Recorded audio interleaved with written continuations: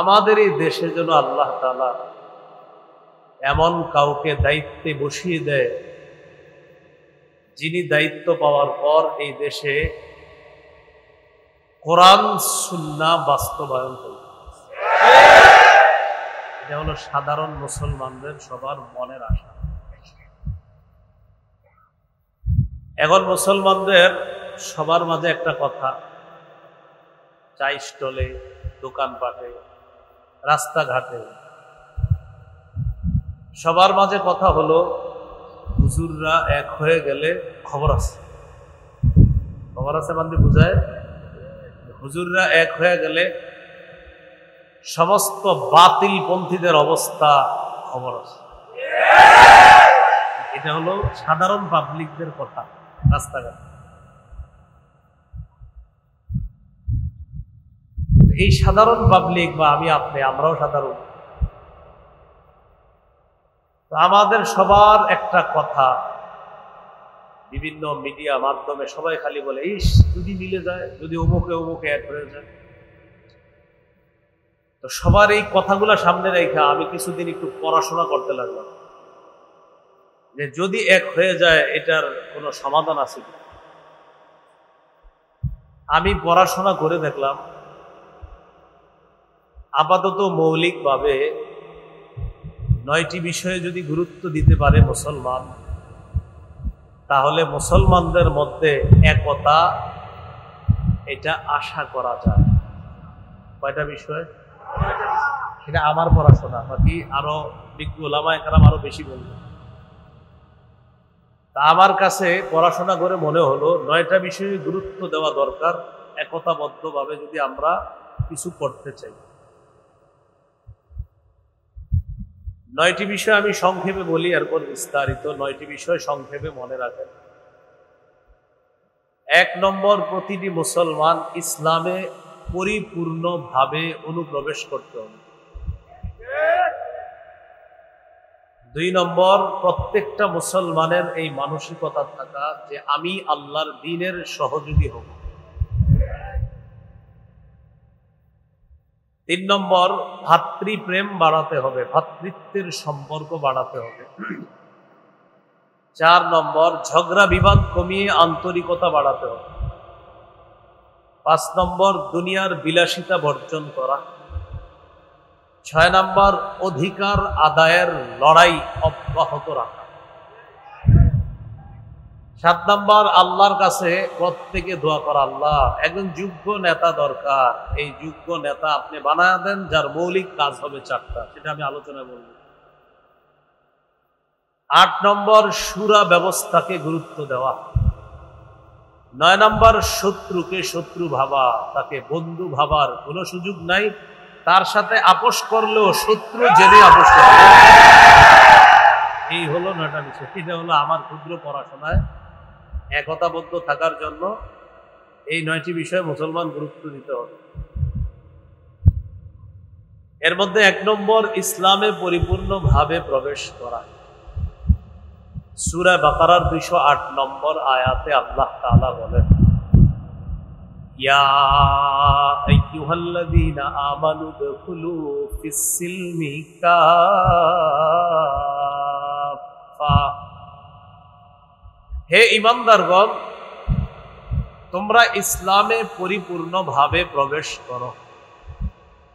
সিলমুন শব্দটি সিনের উপরে জবর দিয়ে পড়া যায়, সিনের নিচে জের দিয়ে পড়া যায়।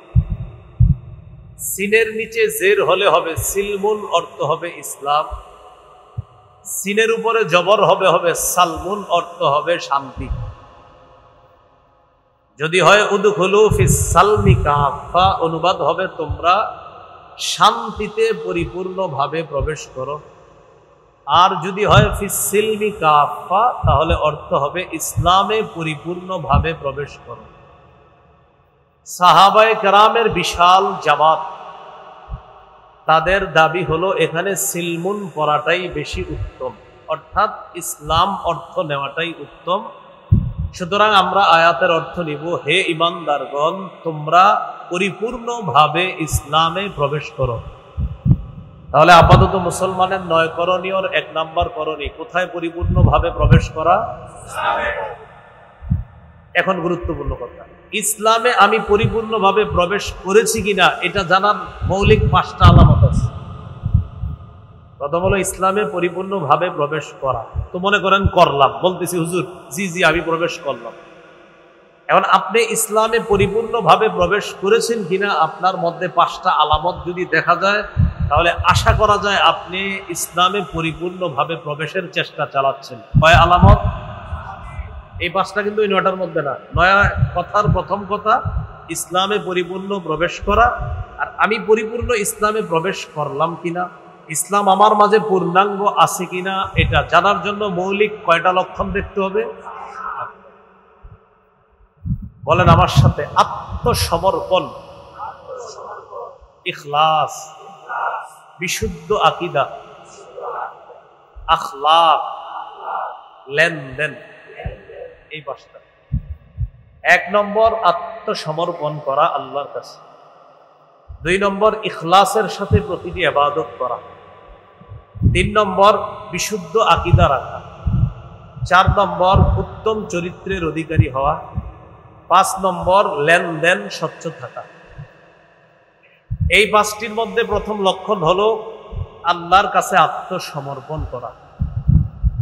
সূরা মুমিন বা সূরা গাফিরের 66 নম্বর আয়াতে আল্লাহ তাআলা বলেন, কুল ইন্নী নুহিতু আন আ'বুদাল্লাযীনা তাদউনা মিন দুনিল্লাহ লাম্মা জাআনিয়াল বায়িনাতু মির রাব্বি ওয়া উমিরতু আন উসলিমা লিরাব্বিল আলামিন।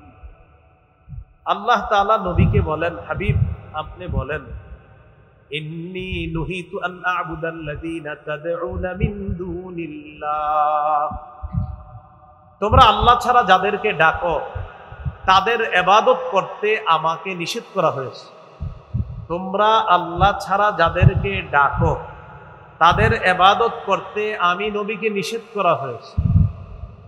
লাম্মা জাআনিয়াল বায়িনাতু মির রাব্বি, আমার রবের পক্ষ থেকে যখন স্পষ্ট প্রমাণ আদি এসে গিয়েছে, তখন আমার সামনে স্পষ্ট হয়ে গেছে আমার রব তিনি সত্য, তিনি ইলাহ, তিনি খালেক, তিনি রাজ্জাক।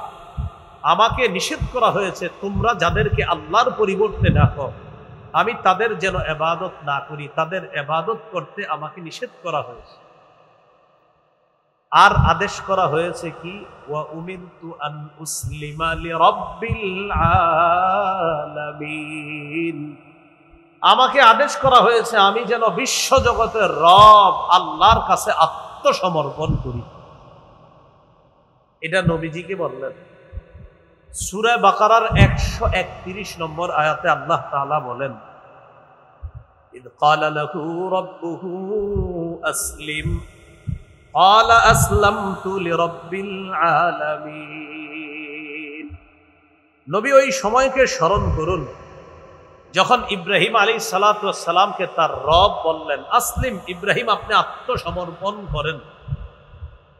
ক্বালা আসলামতু লিরাব্বিল আলামিন, ইব্রাহিম নবী জবাব দিলেন সাথে সাথে আমি বিশ্ব জগতের রব আল্লাহর কাছে আত্মসমর্পণ করলাম।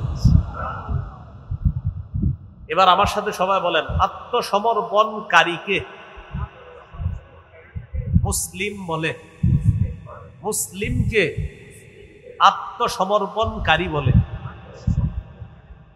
ইব্রাহিম নবী বলেন আত্মসমর্পণকারী পিতা হিসাবে সন্তানদের ধর্মের নাম রেখেছে ইসলাম, আর তাদের নাম রেখেছে মুসলিম। ইব্রাহিম নবী আমাদের জাতির পিতা, তিনি আত্মসমর্পণকারী। আল্লাহ বলছে আত্মসমর্পণ করেন, তিনি বললেন করলাম। সূরা হজের ৭৮ নম্বর আয়াতে আল্লাহ তাআলা বলেন, মিল্লাতা আবিকুম ইব্রাহিম হুয়া সাম্মাকুমুল মুসলিমিন, ইব্রাহিম আলাইহিস সালাতু ওয়াস সালাম তোমাদের নাম রাখছে মুসলিম, তোমরা আত্মসমর্পণকারী জাতি, এই নামে তোমাদেরকে তোমাদের পিতা ইব্রাহিম নবী অভিহিত করেছেন। তাহলে আমরা আত্মসমর্পণকারী জাতি মানি আমরা মুসলিম, আমরা মুসলিম মানি আমরা আত্মসমর্পণকারী জাতি। বলেন তো ইসলামে পরিপূর্ণ প্রবেশ করেছি কিনা এটার কয় আলামত? 1 নম্বর, আমি আত্মসমর্পণকারী মুসলিম কিনা। 2 নম্বর, ইখলাস, আমার প্রতিটা ইবাদত ইখলাসের সাথে হয় কিনা। যেমন আমি আপনাদের এখানে ওয়াজ করার জন্য আসলাম, আমার এই নিয়ত হতে হবে আমি কিছু কথা বলবো, এই কথাগুলো যেন মানুষ বুঝতে পারে, বুঝে আমল করতে পারে, এই নিয়ত হওয়া। শ্রোতাদের এই নিয়ত থাকা, আজকে মাহফিলে যে আলোচকরা আসবেন তাদের কণ্ঠস্বর যেমনই হোক না কেন, তারা যদি কোরআন হাদিসের কথা বলে এতে কণ্ঠস্বর একটু সুন্দর হোক আর একটু কম সুন্দর হোক, কোরআন হাদিস বললেই হলো, তার কণ্ঠ যেমনই হোক আল্লাহর কথা তার কণ্ঠে আসবে, আমি সেই কথা শুনব। এই নিয়ত শ্রোতারা করবে। নাসাইর বর্ণনা 3140 নম্বর হাদিস, এই হাদিসের মধ্যে আছে এক ব্যক্তি রাসূলুল্লাহ সাল্লাল্লাহু আলাইহি সাল্লামকে জিজ্ঞাসা করলেন, আরাআইতা রাজুলান গাযা ফি সাবিলিল্লাহ ইয়ালতামিসুল আজরা ওয়াদ যিকরা ফামা লাহু ইয়া রাসূলুল্লাহ। এক ব্যক্তি রাসূলুল্লাহ সাল্লাল্লাহু আলাইহি সাল্লামকে জিজ্ঞাসা করলেন, হুজুর ওই ব্যক্তির ব্যাপারে আপনার কি অভিমত যে ব্যক্তি আল্লাহর রাস্তায় জিহাদ করেছে 2 নিয়তে। কয় নিয়তে? 1 নম্বর, ইয়ালতামিসুল আজরা, তিনি সব কামাই করবে, আল্লাহর কাছ থেকে প্রতিদান পাবে, এই নিয়তে তিনি জিহাদ করেছে। 2 নম্বর, ওয়াদ যিকরা, সারা দুনিয়ার মানুষ তাকে বড় মুজাহিদ বলবে, এই নিয়তে সে জিহাদ করেছে। ফামা লাহু ইয়া রাসূলুল্লাহ, হুজুর সে কি প্রতিদান পাবে? ফাকালা রাসূলুল্লাহ সাল্লাল্লাহু আলাইহি ওয়াসাল্লাম লা শাইআ লাহু, নবীজি বললেন সে কিছুই পাবে না। আদাহা সালাসা মাররাত, প্রশ্নটি নবীজিকে 3 বার করলেন, নবীজি 3 বার বললেন লা শাইআ লাহু লা শাইআ লাহু লা শাইআ লা, সে কিছুই পাবে না, সে কিছুই পাবে না, সে কিছুই পাবে না। কারণ একদিক দিয়ে সে আল্লাহর কাছ থেকেও পাইতে চায়, আরেক দিক দিয়ে মানুষের সুনাম কুড়াতে চায়, সুনাম কুড়াতে চাওয়ার কারণে তার পুরো আমলটা বরবাদ, সে কিছুই পাবে না। হাদিসের শেষে নবীজি বলেন, ইন্নাল্লাহা লা ইয়াকবালু মিনাল আমালি ইল্লা মা কানা লাহু খালিসা ওয়াবতুগিয়া বিহি ওয়াজহুহু, আল্লাহ ততক্ষণ পর্যন্ত বান্দার আমল কবুল করেন না যতক্ষণ এই আমলটা ইখলাসের সাথে না হবে এবং আল্লাহকে খুশি করার জন্য না হবে, ততক্ষণ পর্যন্ত বান্দার এই আমল আল্লাহ কবুল করেন না। আল্লাহ আমাদের সকলকে প্রতিটা আমল ইখলাসের সাথে যেন করতে পারি তৌফিক দান করেন। আল্লাহ তাআলা বলেন, কুল ইন্নী উমিরতু আন আ'বুদাল্লাহা মুখলিসাল লাহুদ্দিন, সূরা জুমারের 11 নম্বর আয়াতে আল্লাহ বলেন, নবী আপনি বলেন, উমিরতু আন আ'বুদাল্লাহা মুখলিসাল লাহুদ্দিন, নবী আপনি বলেন আমাকে আদেশ করা হয়েছে আমি যেন দ্বীনকে খাঁটি করে আল্লাহর জন্য ইবাদত করি, অর্থাৎ আমি ইখলাসের সাথে যেন প্রতিটা ইবাদত করি, এই ব্যাপারে আমাকে আদেশ করা হয়েছে। আচ্ছা, আমরা পরিপূর্ণ ইসলামে প্রবেশ করেছি কিনা? কয় আলামত? 1 নম্বর আত্মসমর্পণ, 2 নম্বর ইখলাস, 3 নম্বর বিশুদ্ধ আকীদা। বলেন আমার সাথে, আকীদায় শিরিক থাকা যাবে না, বেদাত থাকা যাবে না। এখন দেখতে হবে আমার আকীদায় শিরিক আছে কিনা, বেদাত আছে কিনা। যদি শিরিক বেদাত থাকে আর যদি বলেন ইসলাম কায়েম করবো, ইসলাম কায়েম করবো, হবে না। আকীদায় শিরিক বেদাত থাকলে সর্বনাশ। শিরিক যদি থাকে তা আপনার তো সব বরবাদ, জান্নাত হারাম, জাহান্নাম আপনার ঠিকানা।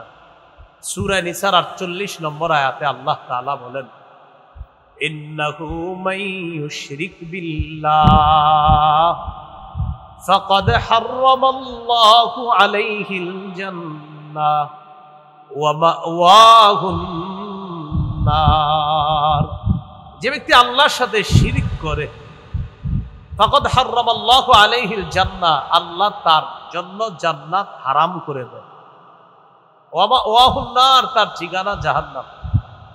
তিরমিজির এক বর্ণনা, রাসূলুল্লাহ সাল্লাল্লাহু আলাইহি সাল্লাম বলেন, আতানি আতিম মির রাব্বি আল্লাহর কাছ থেকে একজন ফেরেশতা আমার কাছে আসছে, ফাখাইয়ারানি বাইনা আন ইউদখিলা নিসফা উম্মতি আল জান্নাহ ওয়া বাইনা আশ-শাফাআ। আমার কাছে এক ফেরেশতা এসে বলে, ইয়া রাসূলুল্লাহ, আপনার কাছে দুইটা বিষয় নিয়ে আসছি, দুইটার যে কোনো একটা আপনি গ্রহণ করতে পারেন। এক নম্বর, আপনি চাইলে আপনার উম্মতের অর্ধেক জান্নাতে নিয়ে যেতে পারবেন। দুই, আপনি চাইলে উম্মতের জন্য সুপারিশ করতে পারবেন, তবে আপনি দুইটা নিতে পারবেন না, দুইটার যে কোনো একটা গ্রহণ করতে হবে। কেন, আপনি কি অর্ধেক উম্মত জান্নাতে নিবেন না সুপারিশ গ্রহণ করবেন, আপনি জানায় দেন। فقال رسول الله صلى الله عليه وسلم اخترت الشفاعة। রাসূলুল্লাহ সাল্লাল্লাহু আলাইহি সাল্লাম বললেন, আমার অর্ধেক উম্মত জান্নাতে গেলে বাকিদের কি অবস্থা হবে, তাই আমি বুদ্ধি করে সুপারিশটাই গ্রহণ করলাম। আমি ততক্ষণ সুপারিশ করতেই থাকবো যতক্ষণ আমার উম্মতকে জান্নাতে নিতে পারবো। তবে সবাই বলেন, তবে সুপারিশ শুধু তাদের জন্য হবে যারা শিরিক করবে না। শিরিক যারা করবে না, এই সুপারিশ তাদের জন্য হবে। রাসূল সাল্লাল্লাহু আলাইহি সাল্লাম বলেছেন, ওয়াহিয়া লিমান লা ইউশরিকু বিল্লাহি শাইআ। এই সুপারিশ তাদের জন্য হবে যারা শিরিক করবে না। তাহলে আকীদা বিশুদ্ধ হওয়া, আকীদায় শিরিক রাখা যাবে না, বেদাত রাখা যাবে না। শিরিক মুক্ত আকীদা নিয়ে যেন কবরে যেতে পারি, আল্লাহ তৌফিক দান করেন। সহিহ বুখারীর বর্ণনা 6861 নম্বর হাদিস। এই হাদিসের বর্ণনাকারী আব্দুল্লাহ ইবনে মাসউদ রাদিয়াল্লাহু তাআলা তিনি বলেন, قال رجل يا رسول الله أي الذنب أكبر عند الله। এক ব্যক্তি রাসূলুল্লাহ সাল্লাল্লাহু আলাইহি সাল্লামের কাছে জানতে চাইলেন, হুজুর আল্লাহর কাছে সবচেয়ে বড় পাপ কোনটি? قال رسول الله صلى الله عليه وسلم أن تدعو لله ندا وهو خلقك। আল্লাহ তোমাকে সৃষ্টি করেছেন, এই আল্লাহর সাথে অন্য কাউকে সমকক্ষ হিসাবে ডাকা, এটা হলো সবচেয়ে বড় পাপ। قال ثم أي يا رسول الله। প্রশ্ন করলেন, এরপর সবচেয়ে বড় পাপ কোনটি? فقال رسول الله صلى الله عليه وسلم أن تقتل ولدك مخافة أن يطعم معك।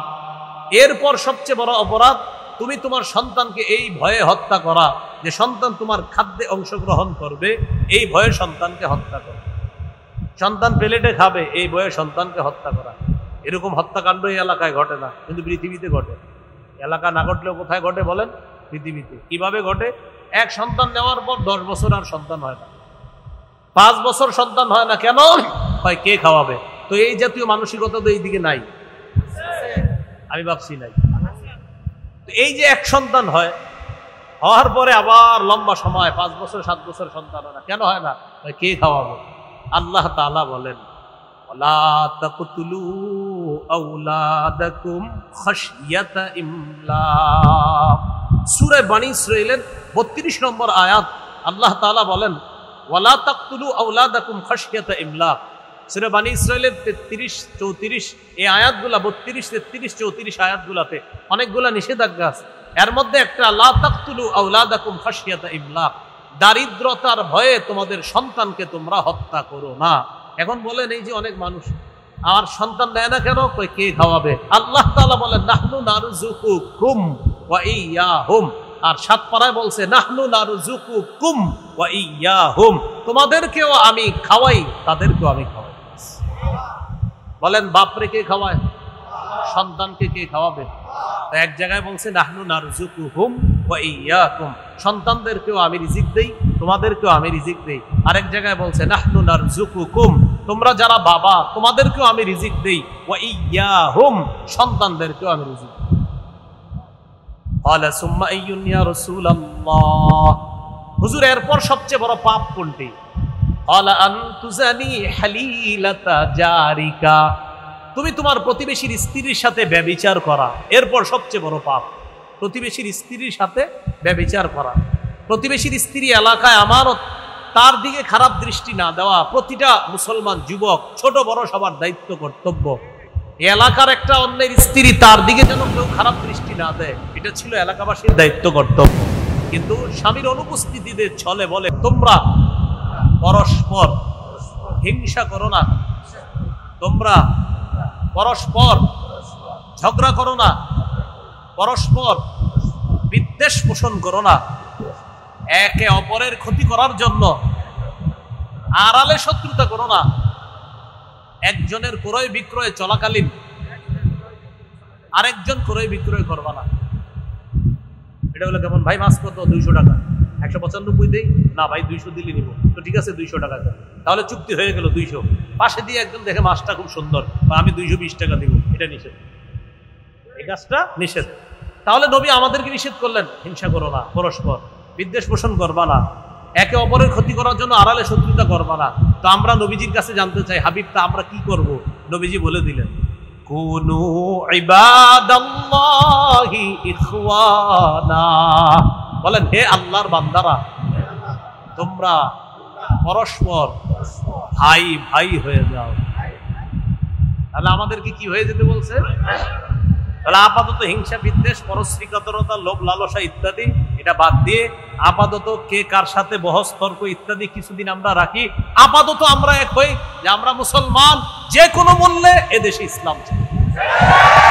আমাদের মনের দাবি, কানের দাবি, আল্লাহ কবুল করেন। কত গেল? 3। 4 নাম্বার, ঝগড়া বিবাদ কমায়া আন্তরিকতা বাড়ানো। ঝগড়া বিবাদ কমিয়ে আন্তরিকতা বাড়ানো, এটা কিভাবে করা যায়? এটা করা যায় কিভাবে? আমার সাথে ওনার ঝগড়া, আমাদের দুইজনের বেশি একসাথে বসাইতে হবে। আমার সাথে ওনার ঝগড়া, এই দুইজনের বারবার একসাথে চেয়ারের মুখোমুখি বসাতে হবে, 2 কাপ চা রাখতে হবে। কথার কথা আর কি, আপনারা আরো কিছু রাখেন। এরকম দুইজনে বসা কথা বলাইতে হবে। আমি এটা বিশ্বাস করি, আমরা দূরে থেকে যে একজন আরেকজনের যতই বিরোধিতা করি, সামনে বসায় দেন, দেখবেন আমাদের মতো আপন কেউ নেই। এই ঝগড়া কমায় আন্তরিকতা বাড়াতে হবে। এই ব্যাপারে আল্লাহ তাআলা বলেন, ওয়া আতিউল্লাহ ওয়া রাসূলাহু ওয়া লা তানাযাউ ফাতাফশালু ওয়া তাযহাবা রিহুকুম। তোমরা আল্লাহর আনুগত্য করো, নবীর আনুগত্য করো। ওয়া লা তানাযাউ, তোমরা পরস্পর ঝগড়া করো না। যদি ঝগড়া করো, ফাতাফশালু, দুর্বল হয়ে যাবা। ওয়া তাযহাবা রিহুকুম, তোমাদের শক্তি খর্ব হয়ে যাবে। সবাই এদিকে তাকায় বুঝেন, 1 জন 2 জন 3 জন 4 জন, আমরা 4 জন মিলে একটা দল, শক্তি কম না বেশি? 4 জনের 4টা দল, কম না বেশি? 4 জনের 1 দল, শক্তি কম হলো না বেশি? 4 জনের 4 দল, কম। তাহলে 4 জনে মিলে এক হওয়া, এটা শক্তি বেশি। কিন্তু কোনো এক কারণে আমরা 4 জনের মধ্যে একটু দ্বন্দ্ব ঝগড়া হয়ে গেছে, 4 জন আলাদা হয়ে গেছি, আমি 4 জনই বলতেছি আমি ঠিক, উনি বলে উনি ঠিক, উনি বলে উনি ঠিক, উনি বলে উনি ঠিক। আল্লাহ তাআলা বলেন, মাঝে দিয়ে যে ক্ষতিটা হয়ে গেল, তাযহাবারি হুকুম, তোমাদের শক্তি খর্ব হয়ে গেছে। এই শক্তি দুর্বল হয়ে যাওয়ার কারণে তোমরা কিন্তু বিপদে পড়বা। এই গেল আপনার 4 নাম্বার। 5 নাম্বার, দুনিয়ার বিলাসিতায় মজে যাওয়া যাবে না। যুবক ভাইয়ারা, দুনিয়ার বিলাসিতা বর্জন করা। তিরমিজির বর্ণনা, রাসূলুল্লাহ সাল্লাল্লাহু আলাইহি সাল্লাম বলেন, লাউ কানাতিদ দুনিয়া তা'দিলু ইনদাল্লাহি জানাহা বাউদা লামা সাকা কাফিরাম মিনহা শারবাতা মা। রাসূলুল্লাহ সাল্লাল্লাহু আলাইহি সাল্লাম বলেন, দুনিয়ার মূল্য যদি আল্লাহর কাছে মাছির ডানা পরিমাণ হতো, মশার ডানা পরিমাণ হতো, তাহলে একজন কাফেরকে আল্লাহ 1 ঢোক পানি পান করতে দিতেন না। এজন্য দুনিয়ায় মজে যাওয়া যাবে না। 6 নাম্বার, গুরুত্বপূর্ণ কথা, বলেন আমার সাথে সবাই, অধিকার আদায়ের লড়াই অব্যাহত রাখা। অধিকার আদায়ের লড়াইয়ের পবিত্র নাম জিহাদ। অধিকার আদায়ের লড়াইয়ের পবিত্র নাম কি? এই মানসিকতা সবার রাখতে হবে। জিহাদের নিয়ত আছে সবার? আর কার আছে? জিহাদ কাকে বলে? সন্ত্রাসী কর্মকাণ্ড নির্মূল করার শ্রেষ্ঠ কোনো মেডিসিন যদি প্রয়োগ করতে চান, তো জিহাদ প্রয়োগ করতে হবে। আবু জাহেল মার্কা সন্ত্রাসী যারা আছে, এই আবু জাহেল মার্কা সন্ত্রাসী, উতবা সাইবা, ওয়ালিদ ইবনে মুগীরা, নমরুদ, হামান, কারুন মার্কা সন্ত্রাসীদেরকে দুনিয়া থেকে মূলোৎপাটন করার একমাত্র শ্রেষ্ঠ উপায় জিহাদ। তাহলে জিহাদ আর সন্ত্রাস এক না আলাদা? বলেন, জিহাদ আর সন্ত্রাস এক না আলাদা? বলেন সবাই, সন্ত্রাসী কর্মকাণ্ড নির্মূল করার শ্রেষ্ঠ একটা পবিত্র পদ্ধতি জিহাদ। আমরা এটা প্রত্যেককে এই আজকে ওয়াজে শুনছেন এমন না, এখানে অনেকে আছেন এই বিষয়টা পার্সোনালি প্রত্যেকে বলবেন যে ভাই শোনো, সন্ত্রাস আর জিহাদ এক না। সন্ত্রাস অপবিত্র, জিহাদ পবিত্র। সন্ত্রাস অপবিত্র, জিহাদ পবিত্র। এটা ঘরে ঘরে আপনার পৌঁছাইতে হবে। চা দোকানের সামনে আরেক মুসলমানকে আপনি বলতে হবে ভাইয়া সন্ত্রাস অপবিত্র, জিহাদ পবিত্র। আবু জাহেল সন্ত্রাসী, হামান সন্ত্রাসী, কারুন, ফেরাউন, নমরুদ সন্ত্রাসী, ইব্রাহিম নবী মুজাহিদ, মুহাম্মদ সাল্লাল্লাহু আলাইহি সাল্লাম মুজাহিদ। এইভাবে আমরা মানুষকে বুঝাতে হবে। বলেন ইনশাআল্লাহ। قال رسول الله صلى الله عليه وسلم عليكم بالجهاد في سبيل الله فإنه باب من أبواب الجنة। রাসূলুল্লাহ সাল্লাল্লাহু আলাইহি সাল্লাম বলেন তোমরা আল্লাহর রাস্তায় লড়াই জিহাদ অব্যাহত রাখো। জিহাদ জান্নাতের দরজাসমূহের একটা দরজা, এটা হলো জিহাদ। এটার নাম কি বলেন তো? জিহাদ। তাকান আমার দিকে, সবাই তাকান। আমি পানি পান করার জন্য আপনার দিকে বিসমিল্লাহ। কয়বার? বিসমিল্লাহ। কয়বার? দুইবার। এবার হাদিস শুনেন। قال رسول الله صلى الله عليه وسلم من قاتل في سبيل الله فوق ناقة وجبت له الجنة। কেউ যদি ওটের দুধ পান করে, এই ওটের দুধ দুইবার পান করে, ওটের দুধ দুইবার পান করতে, দুই ঢোক পান করতে যতটুকু সময়ের প্রয়োজন, এতটুকু যদি কেউ আল্লাহর রাস্তায় জিহাদ করে তার জন্য জান্নাত ওয়াজিব। এজন্য দেখেন যে দুইবার দুধ পান করতে তো বেশি সময় লাগে না, এতটুকু পরিমাণও যদি কেউ আল্লাহর রাস্তায় লড়াই করে তার জন্য জান্নাত ওয়াজিব হয়েছে। তাহলে অধিকার আদায়ের লড়াই, এটা কি বলেন তো? জিহাদ। এটা অব্যাহত রাখতে হবে। এটা হলো কয় নাম্বার? 6। 7 নাম্বার যোগ্য নেতৃত্ব আল্লাহর কাছে চেয়ে নেওয়া। প্রথমে আপাতত দোয়া হলো আল্লাহ, পুরুষ শাসক বর্তমানে দেশে আছে, আর জীবনেও পুরুষের পরিবর্তে অন্য কিছু চাই না। বুঝেন? প্রথমে এই দোয়া করবেন যে আল্লাহ পুরুষ শাসক অব্যাহত রাখেন। প্রশ্ন করতে পারেন কেন? দেখেন এখানে আপনারা যারা আছেন, আমি সুন্দর করে বলি, কেউ আওয়ামী লীগের সমর্থক হতে পারেন, কেউ বিএনপি, কেউ হয়তো বা জাতীয় পার্টি, কেউ জামাত, কেউ জাসদ, কেউ বাসদ, কেউ ইসলামী আন্দোলন, কেউ খেলাফত মজলিস, বিভিন্ন দলের সমর্থক থাকতে পারে। মহব্বতের সাথে বলি, বিএনপি পন্থী যারা আছেন আপনারাও নীতি নির্ধারকদেরকে বুঝান যে আমাদের সামনে নেতৃত্বে যে আসবে পুরুষ হতে হবে। তো মাশাআল্লাহ আপনাদের জনাব তারেক রহমান আছে। আওয়ামী লীগ পন্থী যারা, যদি আপনাদের নির্বাচনে, জানি না হয়তো আপনাদের ওই যে নিবন্ধন না, এটা জানেন, আমরা রাজনৈতিক কথা বলবো না, নিবন্ধন থাকবে কি থাকবে না এটা রাজনৈতিক বিষয়। তো যদি থাকে, আমি মনে করি আপনারাও একজন পুরুষকে বসান, জনাব সজীব ওয়াজিদ জয় হতে পারে। জাতীয় পার্টি, এদের মধ্যে আবার 2 দল হয়ে গেছে, এক দলে আবার প্রধান মহিলা, আরেক দলের আবার পুরুষ। আমি বলবো আপনারা পুরা এক হয়ে পুরুষকে বসান। আর মাশাআল্লাহ আমাদের ইসলামী দলে তো মাশাআল্লাহ সবাই পুরুষ, এটা বলার অপেক্ষা রাখে। এই জন্য ভাবনার বিষয়ে কারে বসাবে। তো আমি বলছি রাসূলুল্লাহ সাল্লাল্লাহু আলাইহি সাল্লাম বলেন লা ইউফলিহা কওমুন ওয়াল্লাহু আমরহুম ইমরাআতান। এটা হলো মূলনীতি, মনে রাখবেন। রাসূলুল্লাহ সাল্লাল্লাহু আলাইহি সাল্লাম বলেন ওই জাতি কিছুতেই কখনোই সফল হবে না, ওই জাতি কিছুতেই সফল হবে না। আবার বলছি, বলেন ওই জাতি কিছুতেই, আবার ওই জাতি কিছুতেই যারা তাদের নেতৃত্বে কোনো নারীকে বসায়। বাস সোজা হিসাব নবীজির বক্তব্য। নবীজি বলে দিয়েছেন যারা তাদের দায়িত্বে কোনো নারীকে বসাবে এই জাতি কখনো সফল হবে না। এই জন্য আমি কিন্তু মহব্বতের সাথে বলছি, আপনারা যেই দলে করেন সবাই আপনাদের পুরুষ নীতি নির্ধারক যারা, তাদের সাথে কথা বলেন। আমি রাজনীতি বক্তব্য পারিও না, বলিও না, কিন্তু আমি শুধু বললাম পরামর্শ হিসাবে, যদি সফলতা চান পুরুষ লাগবে। এটা রাসূল সাল্লাল্লাহু আলাইহি সাল্লামের মূলনীতি। সফলতা চাও তো এই জাতি কিছুতেই সফল হবে না যদি তারা তাদের নেতৃত্বে কোনো নারীকে বসায়, তারা কখনো কি হবে না? সফল হবে না। আল্লাহ আমাদের সকলকে কথাগুলা বুঝে শুনে আমল করার তৌফিক দান করেন। এবার পুরুষ যে শাসকটা হবে, আল্লাহর কাছে দোয়া করতে হবে, আল্লাহ এমন একজন শাসক বানায় দেন যিনি মৌলিকভাবে আমাদের দেশে 4টি বিধান প্রথমে বাস্তবায়ন করবেন। কয়টি? 4টি বিধান বাস্তবায়ন করবেন।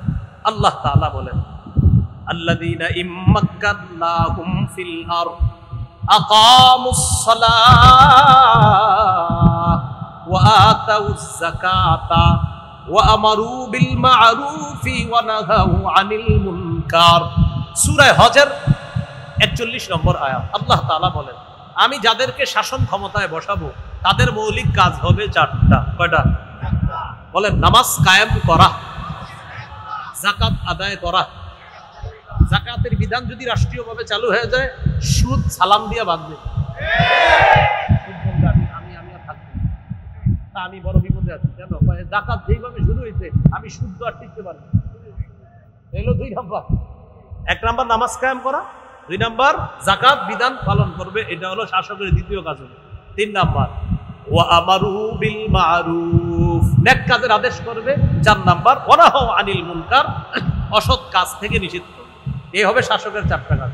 তো অসৎ কাজ থেকে নিষেধ করবে, এখানেই তো সব আইসা যায়। এখানে আপনার সবকিছু এসে যায় যে কোন ধরনের দুর্নীতিকে যিনি প্রশ্রয় দিবেন না, এমন একজন শাসক হবে। তাহলে আমরা আল্লাহকে আজকে থেকে আমি যত মাহফিলে যাইতেছি, প্রায় মাহফিলে বা প্রায় জায়গায় ওয়াদা করাই যে ভাই আল্লাহর কাছে ডেলি প্রতিটা মুসলমান 2 রাকাত নামাজ, অতিরিক্ত সালাতুল হাজাত এই নিয়তে পড়বেন, আল্লাহ মরণের আগে যেন এদেশে কোরআনের আইন দেখে যেতে পারি। 2 রাকাত নামাজ এই নিয়তে পড়বেন। মুসলমান হিসাবে আমার ধর্মীয় গ্রন্থ কোরআন, আমি আল্লাহর কাছে দোয়া করবো, আল্লাহ কোর্ট, সুপ্রিম কোর্ট, হাইকোর্ট, জজ কোর্ট, সংসদে আল্লাহ কোরআনের বিধান এটা দেখতে চাই। এখন আপনার হিন্দু বন্ধু কলিগ যারা চাকরি করে তাদেরকে বুঝাইতে হবে এইভাবে। তারা বলবে, আচ্ছা তুমি যেহেতু ইসলামের জন্য দোয়া করো, কি হবে বলো তো? বলবেন, ইসলাম যদি জিতে যায় আমিও নিরাপদ, তুমিও নিরাপদ। হিন্দু কি বলতে হবে? ইসলাম জিতে গেলে আমিও নিরাপদ, তুমিও নিরাপদ। এই বিষয়টা অমুসলিমদেরকে আমরা মুসলমানরা বুঝাতে হবে। হিন্দু, বৌদ্ধ, খ্রিস্টান সবাই, ইসলাম যদি কায়েম হয় সবাই নিরাপদ থাকবে। যার প্রমাণ বন্যায় অসংখ্য অগণিত অমুসলিম মসজিদ মাদ্রাসায় আছে। আল্লাহ কথাগুলো বুঝার তৌফিক দান করে। এগুলো 7 নম্বর। 8 নম্বর শুরা ব্যবস্থা। শুরা ব্যবস্থা, পরামর্শ করে কাজ করা, এটা খুব জরুরি। যেমন উপদেষ্টা মন্ডলী এখন যারা, তারা দেখা যাইতেছে মাসে মাসে ওই রাজনৈতিক দলগুলোর সাথে পরামর্শ, এটা একটা ভালো দিক। তারা যে পরামর্শ করে এটা ভালো দিক। পরামর্শে অনেক কিছুর সমাধান আসে, এই পরামর্শ এটা জরুরি। বাকি পরামর্শ শুরা ব্যবস্থা, এটা ইসলামী একটা শুরা ব্যবস্থা। এই বিষয়ে কথা বলা দরকার সবাই। এই শুরা জিনিসটা কি? খতিব সাহেবরে জিজ্ঞাসা করবে শুরা জিনিস কি? এই বিষয়গুলো বেশি বেশি আলোচনা হওয়া দরকার, এগুলো বোঝা দরকার। আল্লাহ তাআলা বলেন ওয়াশাবিরহুম ফিল আমর, নবী আপনি তাদের সাথে যে কোনো বিষয়ে পরামর্শ করেন, পরামর্শ করার পর ফাইদা আযামতা, আপনি যখন দৃঢ় প্রতিজ্ঞা করে ফেলবেন, ফাতাওয়াক্কাল আলাল্লাহ, তখন আল্লাহর উপর ভরসা করবেন। তাহলে 8 নাম্বার শুরা ব্যবস্থা, এটা জোরদার করা। আর এই বিষয়গুলো আমরা খুব গুরুত্ব সহকারে নেওয়া। শুধু দাওয়াতে তাবলীগের সাথী ভাইরা পরামর্শ করে, মাশওয়ারা করে, মাশওয়ারার কাজটা, সুন্নতটা ঘরে ঘরে চালু করতে হবে। আপনারা পারিবারিক মিটিংগুলো করেন না, মিটিং এর নাম দিবেন মিটিং না, বলবেন শুরা, মাশওয়ারা। মাশওয়ারা দিবেন, যে ঘরে বলবেন আজকে আমাদের পারিবারিক মাশওয়ারা আছে। তো মিটিংটা না বলে আমরা একটা ইসলামী শব্দ বলি, সমস্যা কি বলবো? মাশওয়ারা। আপনারা 4জন 5জন ব্যবসায়ী একসাথে ব্যবসা করেন, তো বলবেন ভাই আগামীকাল আমরা 5 জন একসাথে বসতে হবে। কেন, কোনো মিটিং আছে ভাই? এই জায়গায় এটাই না বলে বলবেন ভাই কোনো মাশওয়ারা আছে? হ্যাঁ, আমাদের আগামীকালকে 5 জন ব্যবসায়ী একটা মাশওয়ারা আছে। আমি চাইতেছি ইসলামী এই যে আপনার কথাগুলা, এই ইসলামী শব্দগুলা, এটা মুসলমানদের মুখে মুখে উচ্চারিত হোক, এই শব্দগুলা। এগুলো 8 নম্বর। 9 নম্বর বলেন, শত্রুকে কোনোভাবেই বন্ধু ভাবার সুযোগ নাই। শত্রুকে বন্ধু বানানো যাবে না। হ্যাঁ, মাঝে মাঝে অভিনয় করতে পারি আমরা, যে হ্যাঁ হ্যাঁ ঠিক আছে ঠিক আছে, এর মানে এরকম না যে তুমি আমার বন্ধু। রাসূল সাল্লাল্লাহু আলাইহি সাল্লাম মদিনায় গেছে, ইহুদিদের সাথে কিছু বিষয়ে চুক্তি করছিলেন, তোমাদের বিপদে আমরা পাশে দাঁড়াবো, আমাদের বিপদে তোমরা পাশে দাঁড়াবো। এর মানে কি তাদের ইহুদিবাদকে সমর্থন করা? হ্যাঁ, আমাদের শত্রু যারা, তাদেরকে এরকম বলতে পারি মাঝে মাঝে, হ্যাঁ হ্যাঁ ঠিক আছে, আপনাদের এই কাজ এটা ঠিক আছে, এটা ঠিক না, ওটা ঠিক। মনে মনে রাখতে হবে, চান্দু তুমি কিন্তু আমার শত্রু, মনে মনে রাখতে হবে। কারণ আল্লাহ তাআলা সূরা মাইদার 51 নম্বর আয়াতে বলছে, ইয়া আইয়ুহাল্লাযীনা আমানু লা তাত্তাখিযুল ইয়াহুদা ওয়ান নাসারা আউলিয়া, হে ঈমানদারগণ, ইহুদি খ্রিস্টানদেরকে অভিভাবক রূপে গ্রহণ করো না, এদেরকে বন্ধু বানাও না। বাদুহুম আউলিয়া বাদ, তারা একে অপরের বন্ধু। সাময়িক সময়ের জন্য মনে হবে সে তোমার উপকার করতে চায়, মনে রাখবা তোমার উপকারের পিছনেও সে 1000টা ক্ষতি করতে চায়। আল কুফরু মিল্লাতুন ওয়াহিদা, সমস্ত কুফরি শক্তিগুলা এক, এটা মনে রাখতে হবে। কুফরি শক্তি যদি এক হতে পারে, আমরা সব মুসলমানরা কেন এক হতে পারি? এই হলো 9 নম্বর কথা, যে শত্রুকে বন্ধু হিসাবে গ্রহণ করা যাবে না, শত্রুকে শত্রু মনে করতে হবে। বলেন তো আমরা এদেশে ইনশাআল্লাহ ইসলামী মূল্যবোধে ইসলাম কিভাবে সামনের দিকে এগিয়ে নেওয়া যায়, এজন্য আপাতত আমাদের মৌলিক কয়টা কাজ করতে হবে? 9টা কাজ করতে হবে। 1 নাম্বার, পরিপূর্ণ কোথায় প্রবেশ করতে হবে? ইসলামে আমি পরিপূর্ণ প্রবেশ করেছি কিনা, কয় লক্ষণ?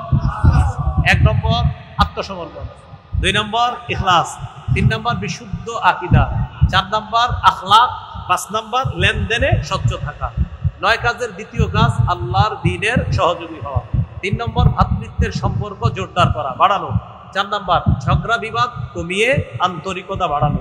5 নম্বর দুনিয়ার বিলাসিতায় মজে যাওয়া যাবে না, এটা বিসর্জন করতে হবে। 6 নম্বর অধিকার আদায়ের লড়াই, এটা জেনে বুঝে অব্যাহত রাখতে হবে, এটার নাম জানি কি? 7 নম্বর যোগ্য নেতৃত্ব আল্লাহর কাছে চেয়ে নেওয়া। বলেন তো কোন নেতৃত্বে কখনোই সফলতা হবে না? হ্যাঁ, এটা মাথায় রাখতে হবে। এটা হলো আপনার 7 নম্বর। 8 নম্বর সুরা ব্যবস্থা। 9 নম্বর আমরা শত্রুকে শত্রুই ভাবতে হবে, বন্ধু ভাবার সুযোগ নাই। শত্রু যদি কখনো বন্ধুত্বের হাত বাড়ায়, সেখানে মনে মনে শত্রু রেখেই তার সাথে আমাদের কোনো কথা হতে পারে, বন্ধু ভাবার কোনো সুযোগ নাই।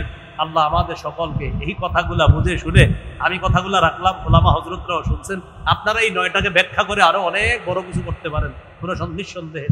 তা আমার কাছে মনে হলো আর কি এই 9টা বিষয়ে গুরুত্ব দেওয়া, হতে পারে আরো বেশি কিছু আছে। আল্লাহ আমাদের সকলকে যে কথাগুলো শুনলাম বললাম আমল করার, আমরা কি উঠবো না, আমল করার তৌফিক দান করেন। ছাত্রদেরকে পাগড়ি দেওয়া হবে, ওই আপনার পুরস্কার আছে, এটা দেওয়া হবে। এরপর আমরা যাব। ওই একটা ঘোষণা দিতে বলা হয়েছে, মিম্বরের আমানত যাদের লাগবে গাড়ি থেকে সংগ্রহ করবেন। মিম্বরের আমানত আছে কাদের কাছে? আপনাদের কারো কাছে? আমার সংকলনটা মাশাআল্লাহ হুজুরদের কাছে থাকলে হবে না, সাধারণ জনগণের কাছে থাকতে হবে। হ্যাঁ, আলেমদের কাছে তো আছেই। 1 নম্বর খণ্ডে হলো সন্তানের 64টা অধিকার। 2 নম্বর খণ্ডে আপনার হালাল হারাম, কুফর শিরিক বেদাত 2 নম্বর খণ্ডে। আজকের একটা নারীর সাথে আপনি অপকর্মে লিপ্ত হলেন, আর সে যদি প্রতিবেশী হয়, রাসূলুল্লাহ সাল্লাল্লাহু আলাইহি সাল্লাম বলেন কিয়ামতের ময়দানে দাগি দাগি অপরাধীদের মধ্যে তাকেও দাঁড় করানো হবে। নাউজুবিল্লাহ। তো এর মধ্যে 1 নম্বর শিরিক করা, মুশরিক সবচেয়ে বড় দাগি, প্রধান আসামি হিসাবে দাঁড় করানো হবে কিয়ামতের মাঠে। আল্লাহ শিরকি কথা, কর্ম, আকীদা থেকে আমাদেরকে হেফাজত করেন। তাহলে আমরা শিরিক করব না, শিরকি কথা বলবো না, শিরকি আকীদা রাখবো না। এরপরে আরেকটা হলো বেদাত। কি বলেন তো? বেদাত। এখন আবার বেদাত কিভাবে করে মানুষ, মানে করে বেদাত। ইমাম সাহেব যখন বলে ভাই এটা বেদাত, তখন ইমাম সাহেবকে বলে হুজুর করলে তো মজা লাগে, একটা হিট আসে মনের মধ্যে, এটা করলে কি আসে? করে বেদাত। কিন্তু হুজুর যখন বলে, খতিব সাহেব বুঝায় ভাই এটা বেদাত, হুজুর এটা করলে তো একটা হিট আসে। কেমন হিট আসে? কয়টা করলে একটা আবেগ কাজ করে, শরীরে একটা হিট আসে, একটা মায়া আসে, একটা মহব্বত আসে, এরপর চোখের পানি আসে, করে বেদাত। তো এই যাদের চোখের পানি এসে যায় বেদাতগিরি করার পরেও, তারা একটা বর্ণনা শোনেন। ইমাম মালিক রহমতুল্লাহি আলাইহি বলেন, মান ইবতাদা ফিল ইসলামি বিদআতান ইয়ারাহা হাসানা ফাকাদ জাআমা আন্না মুহাম্মাদান খানার রিসালা। যে ব্যক্তি বেদাতি কর্মকাণ্ড করে আর এটাকে যদি সে উত্তম মনে করে, ভালো মনে করে, কোন ব্যক্তি একটা বেদাতি কাজ করলো আর এটাকে যদি সে ভালো মনে করে, সে কেমন যেন আল্লাহ রসুলের দায়িত্ব পালনের উপরে সে অভিযোগ তুলে বলতে চায় যে নবী মুহাম্মদ সাল্লাল্লাহু আলাইহি সাল্লাম তার নবুয়তের দায়িত্ব পালনে ত্রুটি করে রেখেছে। এই জন্য উনি আসছে এটাকে পূর্ণ করতে। কেউ যদি বেদাতকে মনে করে আমি একটা ভালো কাজ করছি, ইমাম মালিক বলেন সে কেমন যেন এই দাবি করতে চায় যে মুহাম্মদ সাল্লাল্লাহু আলাইহি সাল্লাম তার দায়িত্ব পরিপূর্ণ করে রেখে যেতে পারে নাই, তাই হযরতে আসছে এটা নতুন করে পরিপূর্ণ করতে। এই কথা বইলা লাখ লাখ মানুষের সামনে বলে, কি বলেন ঠিক কিনা? তো জনগণ কয় হ্যাঁ ঠিক। মানে এই জাতীয় বেদাতি সাপ্লাই দেয় মাইকে বৈশা, আর জনগণকে বলে কি বলেন ঠিক কিনা? তো সবাই কয় ঠিক। কয় বেদাতি কথা। আর বলে কি?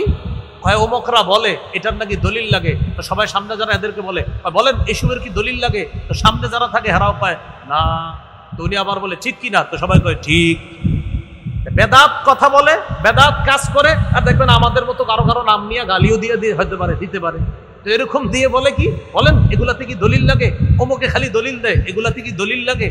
এটা বইলা সে বেদাত সাপ্লাই দেয় আর বুঝাইতে চায় যে এই বেদাতটা এটা কোনো সমস্যা না। ইমাম মালিক বলেন তুমি আল্লাহ রসুলের দায়িত্বের উপরে তুমি অভিযোগ তুললা যারা এই জাতীয় বেদাতগিরি করে। আল্লাহ আমাদেরকে হেফাজত করে। বেদাতি কর্মকাণ্ডের ব্যাপারে রাসূলুল্লাহ সাল্লাল্লাহু আলাইহি সাল্লাম হাদিস থেকে আমাদেরকে বেদাত শিখিয়ে দেয়। সহিহ বুখারীর 2697 নম্বর হাদিস। হাদিসের বর্ণনাকারী আম্মাজান আয়েশা সিদ্দিকা রাদিয়াল্লাহু তাআলা আনহা। রাসূলুল্লাহ সাল্লাল্লাহু আলাইহি ওয়াসাল্লাম বলেন, মান আহদাসা ফি আমরিনা হাদা মা লাইসা ফিহি ফাহুয়া রাদ্দুন। সবাই আমার সাথে বলেন, যে ব্যক্তি আমাদের শরীয়তের মধ্যে ইবাদতের নামে সওয়াবের আশায় নতুন কোনো কিছু আবিষ্কার করে, এটা বেদাত, এটা প্রত্যাখ্যান করা হবে। তাহলে ইবাদতের নামে সওয়াবের আশায় নতুন কিছু আবিষ্কার করার নাম কি? বেদাত। কি করা হবে? প্রত্যাখ্যান করা হবে, সদা সর্বদা এটা পরিত্যাজ্য। সহিহ বুখারীর বর্ণনা 6583 নম্বর হাদিস, 6584। এই দুই হাদিস মিলিয়ে রাসূল সাল্লাল্লাহু আলাইহি সাল্লাম বলেন, আনা ফারাতুকুম আলাল হাউজ। কিয়ামতের ময়দানে আমি তোমাদের আগে আগে হাউজে কাউসারের পাড়ে চলে যাব। মান মাররা আলাইয়া শারিবা ওয়া মান শারিবা লাম ইয়াজমা আবাদা। নবীজি সাল্লাল্লাহু আলাইহি সাল্লাম বলেন, যে ব্যক্তি আমার সামনে দিয়ে অতিক্রম করবে সে কাউসারের পানি পান করবে, আর যে পানি পান করবে সে আর কখনো পিপাসার্ত হবে না। লা ইয়ারিদান্না আলাইয়া আকওয়াম ইয়ারিফুনি ওয়া আ'রিফুহুম ওয়া ফি রিওয়ায়াতিন আ'রিফুহুম ওয়া ইয়ারিফুনানি। নবী বলেন, আমার সামনে একদল মানুষ আসবে, তাদেরকে আমি চিনব, তারাও আমাকে চিনবে। নিয়ম অনুযায়ী আমি তাদেরকে পানি পান করাবো। হঠাৎ আমি তাকায়া দেখবো, ইউহালু বাইনি ওয়া বাইনাহুম, আমার মাঝে আর তাদের মাঝে প্রতিবন্ধকতা সৃষ্টি করা হয়। আকুলু ইয়া রাব্বি ইন্নাহুম মিন্নি, আমি বলবো, আল্লাহ তারা তো আমার উম্মত। আল্লাহর পক্ষ থেকে বলা হবে, ইন্নাকা লা তাদরি মা আহদাসু বা'দাক। হাবিব, আপনি জানেন না, আপনি দুনিয়া থেকে চলে আসার পর এরা ইসলামের মধ্যে নতুন নতুন কত কিছু আবিষ্কার করছে, এটা আপনি জানেন না। আজকে আপনি এদেরকে কাউসারের পানি পান করাতে পারেন না। যেই নবী একটু আগে কাউসার পান করাইতে চায়, সেই নবী বলবেন, সুহকান সুহকান লিমান গায়্যারা বাদি। আমার পরে যারা ইসলামকে শরীয়তের পরিবর্তন করে ফেলেছে, আমার সামনে থেকে দূর হও, দূর হও, আমি তোমাদের চেহারাও দেখতে চাই না। বলি নাউজুবিল্লাহ। এবার আমার সাথে বলেন, যে বেদাত করে, যে কোনো বেদাতিকে আশ্রয় দেয়, উভয়ের উপর আল্লাহর অভিশাপ, ফেরেশতাদের অভিশাপ, সকল মানুষের অভিশাপ। অনেক মানুষ কি করে, নিজে বেদাতি কর্মকাণ্ড করে, অথবা অন্য কোনো বেদাতির জন্য 2 কাঠা জমিন দিয়ে দেয়, 3 কাঠা জমিন দিয়ে দেয়। হুজুর, আপনি এই জায়গায় একটা খানকা বানান, খানকা বানানোর পর যত বেদাত আছে সাপ্লাই করবেন। তো উনি মাশাআল্লাহ একটা বেদাতের আখড়া বানায় লাল টাল কিছু কাপড় টাপড় লাগাবে। আর বেদাতের প্রথম শর্ত হলো এই জাতীয় কিছু লাল টাল ঝিকমিক ইত্যাদি লাগাইতে হবে। তো এইগুলা লাগানো মানে লাল দেখলেই একদল অনুসারী আর এরা বুঝে, হ্যাঁ হ্যাঁ এনে আমগো লোক কয়। এরকম কি বলে, কয় এনে আমগো লোক, মানে বুঝায় এনে যে আছে এ হলো আমাদের লোক, আমাদের লোক মানে ওটা বুঝে আর কি। তো এরকম একটা কিছু করে। এখন দেখবেন আমার এই কথা শুনে অনেকে বলবে, মনে হয় আমাদেরকে বলছে। তো আপনারা করলে আপনাদের কি বলছে, মানে মনে মনে বলবে কি, এটা মনে হয় আমারে বলছে। তো আপনি বেদাতগিরি করলে তো আপনারই বলছে। এক আজীব মস্তিষ্ক সভা, বুঝছেন? দেখবেন চায়ের দোকানে গিয়ে দেখেন বলতেছে, হুজুর এটা নিশ্চিত আমারে কইছে। জি ভাই, বেদাতগিরি আপনি করলে আপনারই বলছে। তো রাসূলুল্লাহ সাল্লাল্লাহু আলাইহি সাল্লাম কি বলে দেখেন, সহিহ বুখারীর বর্ণনা 3172 নম্বর হাদিস। ক্বালা রাসূলুল্লাহ সাল্লাল্লাহু আলাইহি ওয়াসাল্লাম, মান আহদাসা ফিহা হাদাসান আও আওয়া মুহদিসা ফাআলাইহি লানাতুল্লাহ ওয়াল মালাইকাতি ওয়ান নাসি আজমাইন। যে ব্যক্তি নিজে বেদাতি কর্মকাণ্ড করে, যে ব্যক্তি কোনো বেদাতিকে আশ্রয় প্রশ্রয় দেয়, তার উপর আল্লাহর অভিশাপ, ফেরেশতাদের অভিশাপ, সকল মানুষের অভিশাপ। আল্লাহ আমাদের সকলকে বেদাতি কর্মকাণ্ড এবং বেদাতি আকীদা থেকে সমূলে আমরা যেন এগুলা থেকে একদম সুন্দরভাবে আমরা ফিরে আসতে পারি, এবং বেদাত নামক কর্মকাণ্ড যদি আশেপাশে থাকে সমূলে যেন এলাকা থেকে সরাইয়া দিতে পারি। আল্লাহ তৌফিক দান করুন। এবার একটা কথা শুনেন, বলেন আমার সাথে কোন এলাকায় একটা বেদাত প্রতিষ্ঠিত হয়ে গেলে তাদের উপর আল্লাহ রাগ করে একটা সুন্নত উঠে আনে, তওবা করা ছাড়া সেই জাতিকে কিয়ামতের আগে সেই সুন্নত আল্লাহ আর ফিরিয়ে দেন না। একটা বেদাত এলাকায় প্রতিষ্ঠিত হয়েছে আপনাদের চোখের সামনে, আর আপনারা খালি বলছেন থাক থাক, বেদাত হয়েছে আর বলছেন থাক। এই থাক থাক করতে করতে প্রথমে সালাবুরা ছিল, একা ছিল, একা থাকার পরে এরপরে তার অনুসারী বাড়ছে। আর এটাই কিন্তু নিয়ম। দেখবেন কিছু মানুষ যখন প্রথম বেদাতের আর সূচনাটা এইভাবে হয়, হঠাৎ দেখবেন এক জায়গায় একজন, তার গায়ে পোশাক আদি ইত্যাদি কম, তো 2-4 জন পাশে বৈশা থাকে। যদি বলেন হ্যাঁ এইভাবে বসে রয়েছে, হ্যাঁ না বসছেন কা, ভাই কি যে আছে এটা তো বুঝবেন না, কি আছে তো দেখাই যাইতেছে, বলতেছে কি আছে। হ্যাঁ ভাই এই কথাটা মনে রাখেন, এখনো পীরের নাম কিভাবে হয় ল্যাংটা। আমি পীরের বিরোধিতা না, কিন্তু ল্যাংটা পীর এই মানে এই নামটা এটা তো একটা মাথায়ও লাগা, এটা তো শরমেরও ব্যাপার। যে আপনি কি বললেন ছোটবেলা আপনার বাচ্চা ল্যাংটা কারা হয়? বাচ্চারা না। একটা পীরের নাম আপনি দিয়ে দিলেন ল্যাংটা। মানে আচ্ছা আপনি শরীয়ত, ঠিক আছে শরীয়ত আপনাদের কি বলে সেটা পরে বলি, আপনার আকলরে জিজ্ঞাসা করেন আপনি নামটা দিলেন কিভাবে? কি কয় পীর, কয় কি পীর, কয় ল্যাংটা পীর। এটা তো অসুস্থ মস্তিষ্ক ছাড়া এটা সম্ভব না। এবং একদল মানুষ এটারে আপনার বলতেন কি যে আছে জানেন না, তো নামের মধ্যেই তো বোঝা যাইতেছে কি আছে। রাসূলুল্লাহ সাল্লাল্লাহু আলাইহি সাল্লাম বলেন, এলাকায় একটা বেদাত প্রতিষ্ঠিত হয়ে গেলে ওই এলাকা থেকে একটা সুন্নত আল্লাহ উঠায় নেয়, এই জাতির উপরে আল্লাহ রাগ করে তাদেরকে সেই সুন্নত ফিরায় দেয় না। আমি এই হাদিসটা নিয়ে চিন্তা করি আর চিন্তা করি, মেসওয়াক করার সুন্নত সবাই জানি। আম্মা জানা আয়েশা সিদ্দিকা বলেন, নবী ঘর থেকে যখন বের হতেন সর্বশেষ মেসওয়াক করতেন। ঘরে ঢুকে সমস্ত কাজের সর্বপ্রথম নবী মেসওয়াক করতেন। ঘর থেকে বের হতেন সর্বশেষ কাজ মেসওয়াক, ঘরে ঢুকতেন সর্বপ্রথম কাজ নবীর মেসওয়াক। নবীজি বলেন, জিবরিল আমিন আমাকে এত বেশি মেসওয়াক করতে বলছে, আমি টেনশনে পড়ে গেলাম, না জানি আমার দাঁতগুলো ভেঙে ফেলতে হয় মেসওয়াক করতে করতে, এত বেশি মেসওয়াক করতাম। আব্দুল্লাহ ইবনে ওমর রাদিয়াল্লাহু তাআলা আনহুমা বিছানায় মেসওয়াক রেখে দিতেন, ঘুম ভাঙতো মেসওয়াক করতেন, আবার ঘুমায় গেছে মেসওয়াক পাশে রাখা, আবার ঘুম ভাঙছে আবার মেসওয়াক করছে, আবার এইভাবে রাখা, আবার ঘুম ভাঙছে আবার মেসওয়াক করছে। আরে আপনি এত মেসওয়াক করেন কেন? হাবিবের হাদিস থেকে বুঝছি মেসওয়াকের গুরুত্ব কত। তো এই সুন্নতটা আমরা সবাই জানি, কিন্তু পালন করতেছি না কেন? ওই আমার আপনার চোখের সামনে বেদাত হচ্ছে, বাধা দিচ্ছি না, আল্লাহ রাগান্বিত হয়ে আমাদেরকে তৌফিক দিচ্ছে না মেসওয়াক। অসংখ্য অগণিত সুন্নত করতে পারি কিন্তু করতেছি না। আপনি দেখবেন অসংখ্য মানুষ এই খানার শুরুতে বিসমিল্লাহ বলা, আপনার অটোমেটিক ভাবে আমরা বিসমিল্লাহ বলতেছি, অথচ সবাই জানি বিসমিল্লাহ বলা সুন্নাহ, কিন্তু এরপরেও বিসমিল্লাহ বলতে ভুলে যাচ্ছি কেন? আল্লাহ রাগ করে সামনে বেদাত হচ্ছে, রাগান্বিত হয়ে এই সুন্নাহের তৌফিক দিচ্ছে না। তো বলছিলাম এলাকায় বেদাত প্রতিষ্ঠিত হয়ে গেলে এটা সবাই মিলে প্রতিহত করা দায়িত্ব কর্তব্য। বলেন ইনশাআল্লাহ। এলাকায় বেদাত প্রতিষ্ঠিত হতে দিয়েন না। قال رسول الله صلى الله عليه وسلم ما ابتدع قوم في دينهم بدعة إلا نزع الله من سنتهم سنة ثم لا يعيدها إليهم إلى يوم القيامة।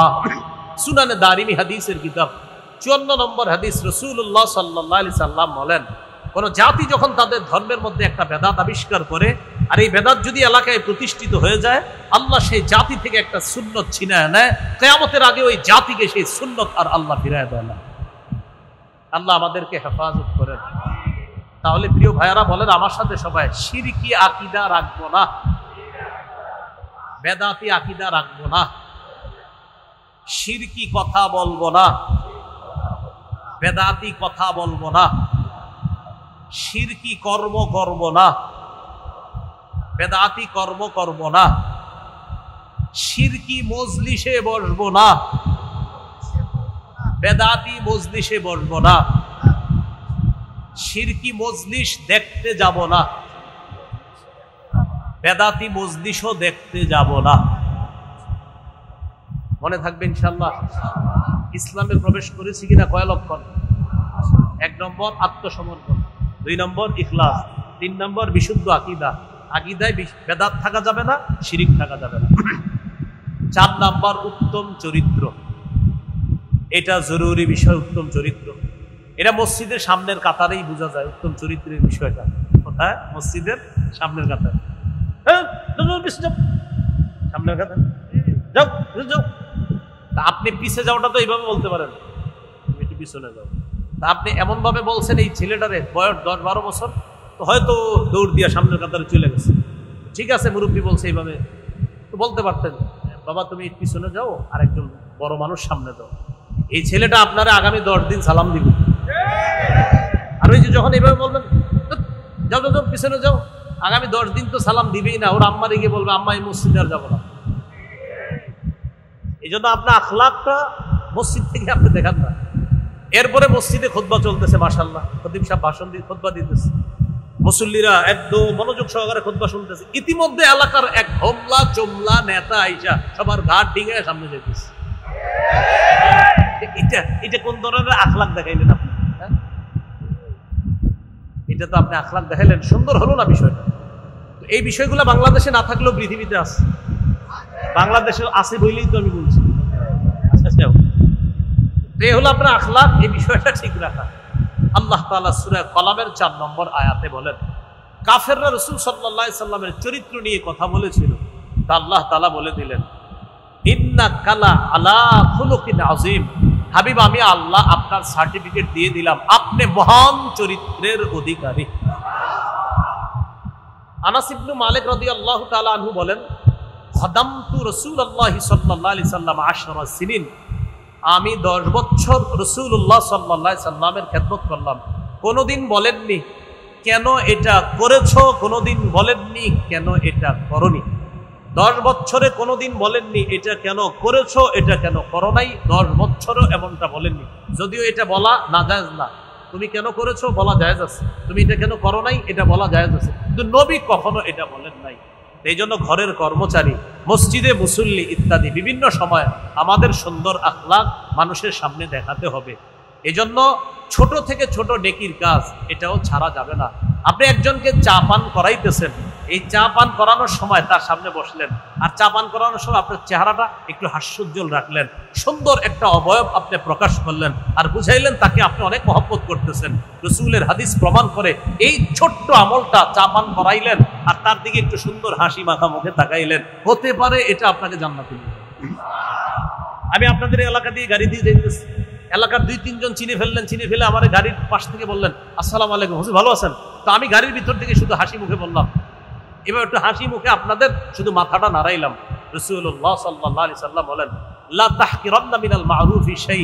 তোমরা তুচ্ছ কোনো ভালো কাজ, একদম ছোট একটা ভালো কাজ করলা, এই ভালো কাজটাকেও তোমরা তুচ্ছ মনে করবা না। লা তাহকিরান্না মিনাল মা'রুফি শাইআ। ছোট্ট একটা ভালো কাজকে তোমরা তুচ্ছ মনে করবা না। ওয়ালাউ আনতালকা আখাকা বিওয়াজহিন তালাক। তোমার ভাইয়ের দিকে হাসি মুখে তুমি তাকাইলা, এই যে একটা সুন্দর তুমি আখলাক তাকে দেখাইলা, এটাও তোমার নাজাতের কারণ হবে।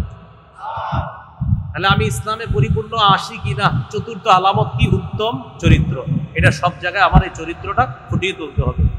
অনেক ভাই আছে বাহিরে আসলে বন্ধুদের সাথে তার চরিত্র বড় চমৎকার, আমাদের সাথে দেখা সাক্ষাতেও চরিত্র চমৎকার, আমাদের সামনেও তিনি অনেক ভালো মানুষ, মসজিদেও তিনি একজন ভালো মুসল্লি।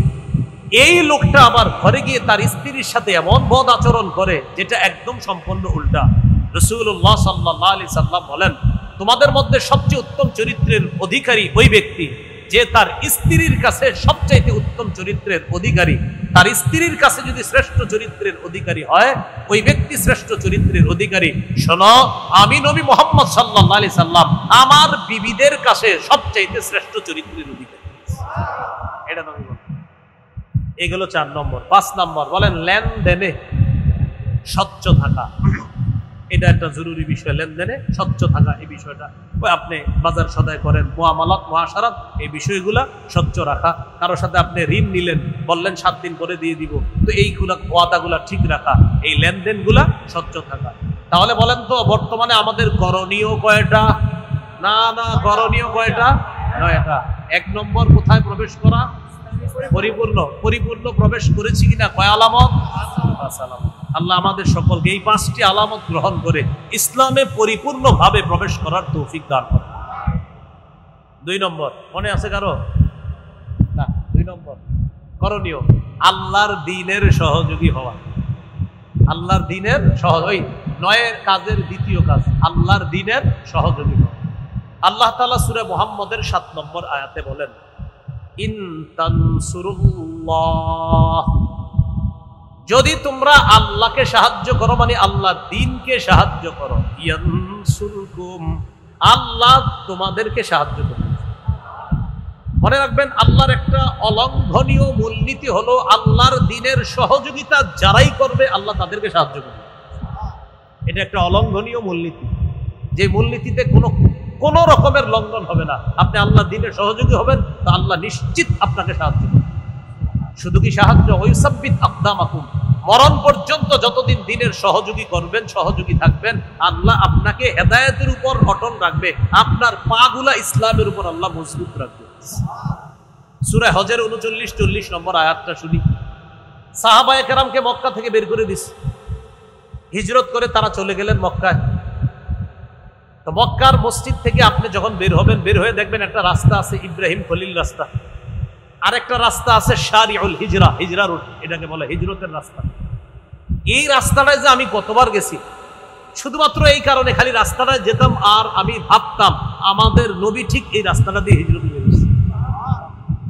রাস্তা দিয়ে হিজরতে কিন্তু আপনি বের হয়েছে কিভাবে, মনে করেন এইভাবে বের হয়ে, নবী কিন্তু যাবে এই দিকে না, নবী যাবে ওই দিকে, কথার কথা, কিন্তু বের হয়েছে এই দিক দিয়ে, বের হয়ে ওই দিক দিয়ে ঘুরে আবার ওই দিকে গেছে। এই হিজরা রোডটা এইভাবে, আমি ওখানে গেলে আপনাদেরকে এত সুন্দরভাবে দেখাই দিতে পারতাম যে ঠিক এই দিক দিয়ে গিয়ে এইভাবে গিয়ে এইভাবে আল্লাহ রাসূল আবার মদিনার দিকে রওনা করছে। এই যে শারিউল হিজরা, হিজরা রোড, এই রাস্তাটায় যখন আপনারা হজ উমরা যাবেন, ওখানে গিয়ে শুধু হজ উমরা করবেন, করার পরে কি করে সব দেখি খালি মার্কেটে ঘুরে, এটা না করে একটু ভাববেন, এলাকাটায় হাঁটবেন আর চিন্তা করবেন যে আবু বকর সিদ্দিকের ঘর বাড়ি ছিল এখানে, ওমর ফারুক রাদিয়াল্লাহু তাআলা আনহুর ঘর বাড়ি ছিল, ওসমান গনির ঘর বাড়ি ছিল, আমার নবীর ঘর বাড়ি ছিল। এই বিষয়গুলো চিন্তা করবেন আর মাথায় আনবেন, আরে না জানে আমার নবীর জায়গাটায় কারো দোকান, আবু বকর সিদ্দিকের জায়গায় কারো দোকান, ওমর ফারুকের জায়গায় কারো দোকান। এইগুলো চিন্তা করবেন আর ভাববেন যে তারা নবীরে কতটা মহব্বত করত, যে নিজেদের ধন সম্পদ সবকিছু ছেড়ে হিজরত করে মক্কা থেকে মদিনা চলে গেছে। 13 বছর মার খেয়েছে, শুধু সহ্য করছে। সহ্য করার পর যখন মদিনায় গেছে, আল্লাহ তাআলা বলে দিলেন, উযিনা লিল্লাযীনা ইউকাতালুনা বিআন্নাহুম যুলিমু ওয়া ইন্নাল্লাহা আলা নাসরিহিম লাকাদির। যাদেরকে অত্যাচার করা হচ্ছে তারা মাজলুম, যাদেরকে অত্যাচার করা হচ্ছে তারা কি মাজলুম। 13 বছর অত্যাচার করা হয়েছে। কয় বছর? 13 বছর অত্যাচার করা হয়েছে সাহাবায়ে কেরাম। 15 বছর না, কিন্তু 13 বছর। তার মানে ওখানে কোরআনে কয় বছর? 13 বছর অত্যাচার করা হয়েছে। বিআন্নাহুম যুলিমু, তারা মাজলুম। আল্লাহ তাআলা বলেন তাদেরকে বের করে দেওয়া হয়েছে ঘর থেকে। আল্লাযীনা উখরিজু মিন দিয়ারিহিম বিগাইরি হক, তাদেরকে অন্যায়ভাবে ঘর থেকে বের করে দেওয়া হয়েছে। তাদের অপরাধ কি? ইল্লা আইয়াকুলু রাব্বুনাল্লাহ, তাদের অপরাধ তারা বলতো আমাদের রব। অপরাধ কি? রব, বাস এটাই অপরাধ করছে। কাফেররা বের করছে কেন? কি অপরাধে বের করছেন? এরা কয় রব আল্লাহ। কি কারণে সাহাবীদেরকে বের করে দিছে? তারা বলে রব আল্লাহ। তো তোমরা কি কও? আমরা বলি আল্লাহ প্রধান আর আমাদের দেবদেবীরা হলো সহযোগী। আল্লাহ প্রধান, লাত উজ্জাত মানাত, এরা হলো সহযোগী।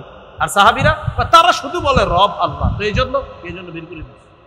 তো আল্লাহ বলেন 13 বছর সহ্য করছে। উজিনা, এবার জিহাদের অনুমতি দেওয়া হয়েছে।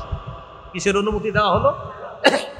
এরপরে 40 নম্বর আয়াতে আল্লাহর অলঙ্ঘনীয় সেই মূলনীতিটা আল্লাহ বলে দিচ্ছেন, ওয়ালা ইয়ানসুরান্নাল্লাহু মাইয়ানসুরুহু, যে ব্যক্তি আল্লাহকে সাহায্য করবে, আল্লাহর দ্বীনের সহযোগী হবে, তারা সংখ্যায় যদি 313 হয়, অবশ্যই আল্লাহ তাদেরকে সাহায্য করবেন। সংখ্যায় যদি কম হয়, আল্লাহ তাদেরকে কি করবেন? সাহায্য করবেন। হ্যাঁ, এটা হলো আল্লাহর অলঙ্ঘনীয় বিধান। প্রিয় ভাইরা, সংখ্যায় যদি কম হন, তো আল্লাহর দ্বীনের সহযোগী হন, আল্লাহর ওয়াদা, আমি আল্লাহ তোমাদেরকে সাহায্য করব। তাহলে কি শিখলাম আমরা? আল্লাহর দ্বীনের সহযোগী হওয়া, এটা হলো বর্তমান পরিস্থিতিতে আমরা মুসলমানদের দ্বিতীয় কাজ। 3 নম্বর কাজ বলেন, ভাতৃ প্রেম বাড়িয়ে দেওয়া,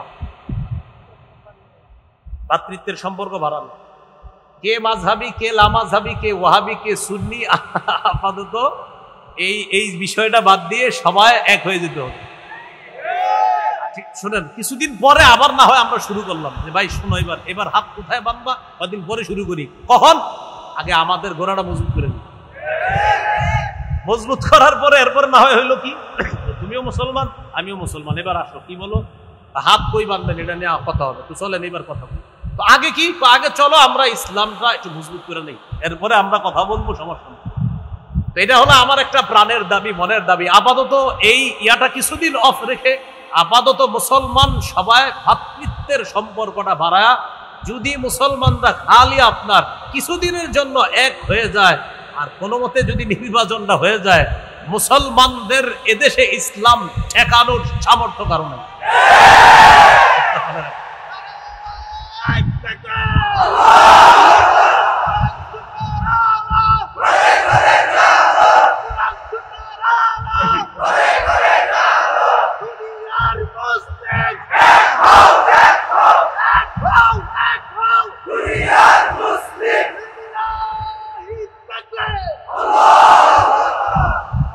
এখন আমরা এই এক হওয়াটা, এটা কিন্তু কুফরি শক্তিরা চায় না। আমাদের এক হওয়াটা কারা চায় না? কুফরি শক্তিরা চায় না। কিন্তু আমাদের না কিছুটা সময়ের জন্য হইল এক হয়ে যাওয়াটা একদম সময়ের দাবি এবং আমাদের প্রাণের দাবি। জানি না কি হয়, আল্লাহর কাছে আমরা দোয়া করতে থাকি, আল্লাহ তৌফিক দান করেন। এই হলো আপনার 3 নম্বর, ভ্রাতৃত্বের সম্পর্ক বাড়িয়ে দেওয়া। আপনি কে? আমার ভাই। আমি কে? আপনার ভাই। আপনারা কে? আমার ভাই। আমি কে? আপনাদের ভাই। আপাতত এই পরিচয়টা কিছুদিন এক হয়ে যাওয়া। এটা আল্লাহ সূরা হুজুরাতের 10 নম্বর আয়াতে বলে, ইন্নামাল মুমিনুনা ইখওয়াহ, মুমিনরা পরস্পর ভাই ভাই। মুমিনরা পরস্পর কি? ভাই ভাই। এবার একটা হাদিস বলি, হাদিসের অনুবাদটা আমরা সবাই করব। সহিহ মুসলিমের বর্ণনা 6435 নম্বর হাদিস। এই হাদিসের মধ্যে আসছে রাসূলুল্লাহ সাল্লাল্লাহু আলাইহি সাল্লাম বলেন, লা তাহাসাদু ওয়ালা তানাজাশু ওয়ালা তাবাগাদু ওয়ালা